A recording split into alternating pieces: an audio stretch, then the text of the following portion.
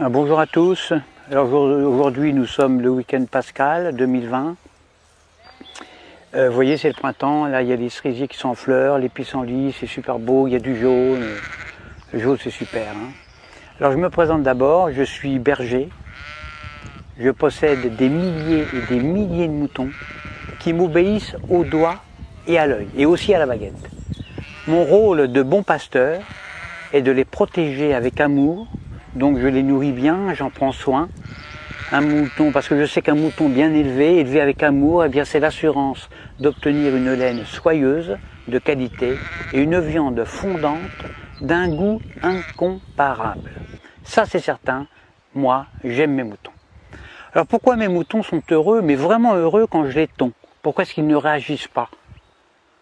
Pourquoi est-ce qu'ils ne réagissent pas quand je les vaccine, quand je les sacrifie sur l'autel de la gastronomie?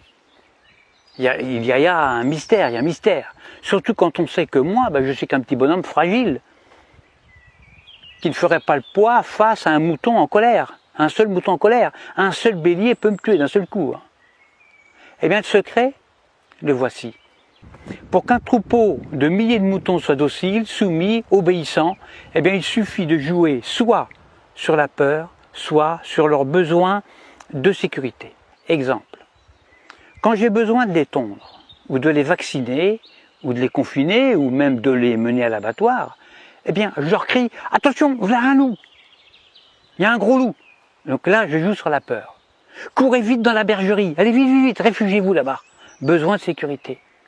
Et là, dans une psychose collective, où ils se piétinent les uns les autres, ils se carapatent tous dans la bergerie, sans même réfléchir, parce qu'ils sont heureux de se retrouver en sécurité, confinés dans la bergerie, loin des dents du loup.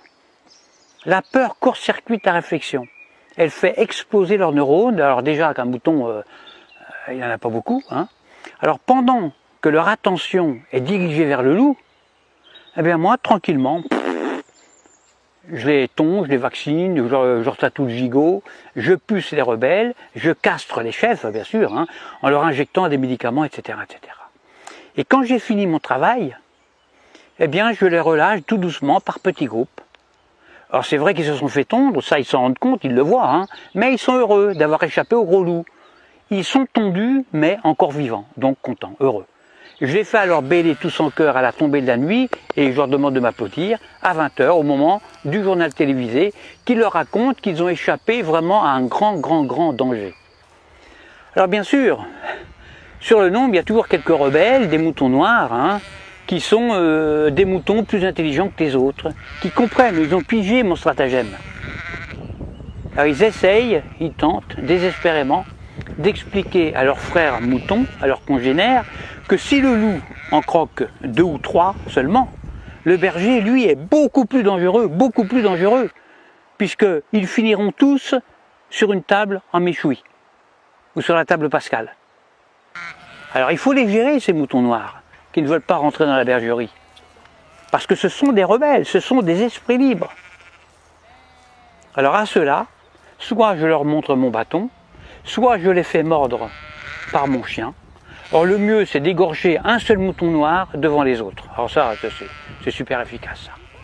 Pour un seul de sacrifié, j'en terrorise des milliers qui deviennent, mais alors doux comme des agneaux. J'en tue un et j'en soumets des milliers. C'est comme ça qu'on étouffe la moindre velléité de révolte. Alors il y a de nombreux hommes politiques qui viennent me demander de les coacher.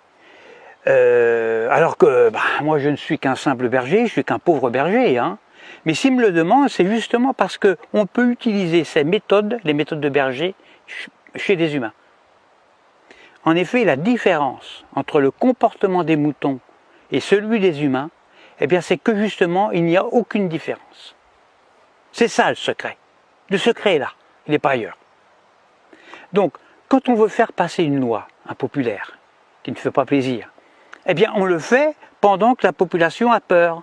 Par exemple, on parle de crise climatique, de crise de la dette, de crise financière, de tempête, de canicule, de terrorisme, de crise sanitaire, etc., etc. À cause du coronavirus, là on joue avec la peur, eh bien on a réussi à confiner non pas des milliers de moutons, mais des milliards d'humains sur toute la planète, sur toute la Terre. Des humains, confinés comme des animaux. Des humains déshumanisés. Et le pire, le plus révoltant, le plus dramatique, c'est que les chefs rebelles ferment leur gueule. Les grands chefs, ils acceptent aussi leur confinement. Alors la seule solution pour s'évader de ce piège machiavélique sera un réveil collectif. Alors moi personnellement, je ne perds plus mon temps à essayer d'éclairer les blaireaux. Ça ne sert à rien, ça ne sert strictement à rien. Parce que quand j'explique la stratégie dont sont victimes les moutons, soit le mouton est déjà éveillé, alors dans ce cas-là, toutes mes explications sont vraiment inutiles, ou alors je tombe sur un mouton con. Et si c'est un mouton con, il ne comprendra rien à ce que je lui raconte. Parce que justement, c'est un mouton con.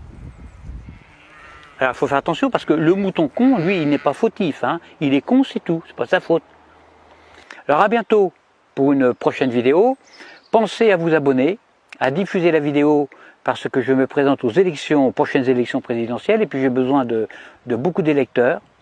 Et je dis, vive moi, votre futur président dictateur. Faites le bon choix, votez pour moi. À bientôt.